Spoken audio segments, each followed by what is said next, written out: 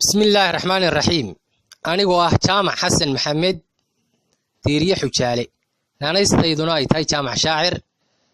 waxaan halkan ku duubayaa gabaygii magaciisu ahaa gurmad wuxuu soo baxay bilowgii bishii 7 sanadkan 2018 waxaan ugu gurmanayay beelaha habar lamaan ee dagaalkoodu muddada 3 sano gaadhaysa tii dacayl ka soo noqnoqonayay waxaana u hooga tusaaleynayaa si xeel dheer rixin goysnimada iyo colaadda sokeeye dhibaatada ay leedahay if iyo aakhiraba anigoo ah nin ka soo jeeda degmada Ceelaf Weyn oo ka tirsan beelaha habar lamaan oo ay yihiin labadaydii gacmood beelahaas gabaygan ayaan wacdi ahaan ugu diray ilaahayna aan ka baryayaa inuu quluubtooda dhayo waxaan ku halqabsanayaa nin la yiraahdo Saleebaan Shilin Bootaan oo guunja ku magac dheer naanaystiisa la yiraahdo guunje oo ah isaguna nin reer Sanaage marka gabaygu wuxuu ahaa sidan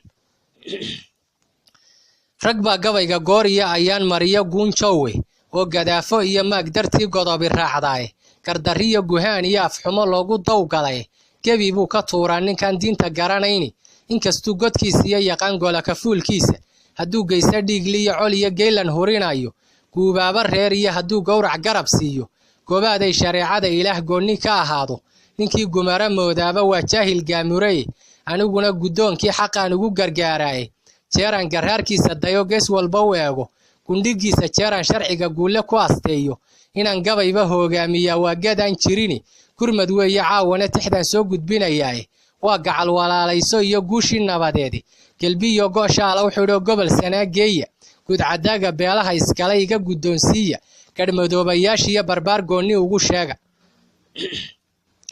gudaha saaxil goonyaha burciyo guriga laascaano gobolkii Hargeysa ilaa Saylax guradeeda waagii guduutaba nafli gama ka soo toosay geesaha warkii jiray markii la isu wada geeyay gaafeedka waa lagu cabaa maantana iskale goobtii habar lamaanay maxay idinku guuraya kulufkiyo colaadaha maxaa gibisha ku saaray gacaltooyadeennii maxaa maanta kala geeyay gayigaba dhibaan jirin maxay idinku gaar yeelay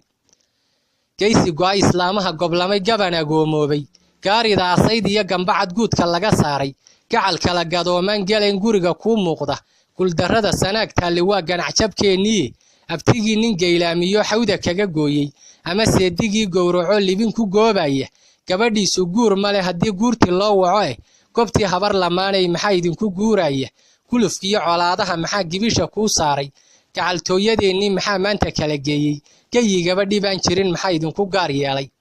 guud ahaan islaam baynu nahay geesh walaalaahe abtirsiinna gaankan galaawa godka qura geesi sheekh saxaaq baynu nahay gabanadiisii ninkii gaar idin kala guraa waa gubaas jire guri baad ku soo wada korteen gabi ahaantiini geelaabad wada maalayseen labada gooroode kala guri maysaan waqingu iyo jiilaale garaadiya cuqaaliya waxgaradooda iyo geed jooga gurtidii talada goyn jirtaad gad u lahaydeen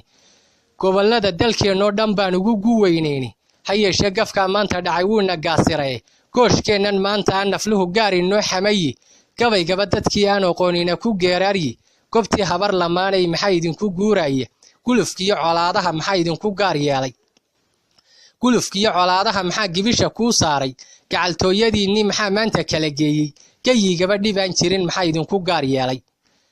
mahmaahda guunka haddaan idin garwaaqsiiyo haddii gaawacaana dhaco geysi saga ciiro gabagabada wuu soo qabtaa ruuxii goomaniye gobi waa taliicda ee gumba jaba abiidkoodi ma geydaan xumaantee wanaag soo gadaal celiya waxba gabaygu yuu ila gudbina waxaan ku soo gaabshay gegidii qiyaamaha markii guule la hor joogo rixin goys wuxuu galabsadaa guri cadaabeedi ka garaaba dhiigaad gasheen wuu idin gubayaaye gumucaya ah ka hadhigo gala tacliintiinna ilaahay gacmaha hoos dhigto toobad gola keena war ilaahay gacmaha hoos dhigto toobad gola keena wassalaamu calaykum waraxmatullaahi wabarakaatuh halkaas ayuu gonda dhigtay gabaygii gurmad qalbi caafimaad qaba inuu ku dhacona ilaahay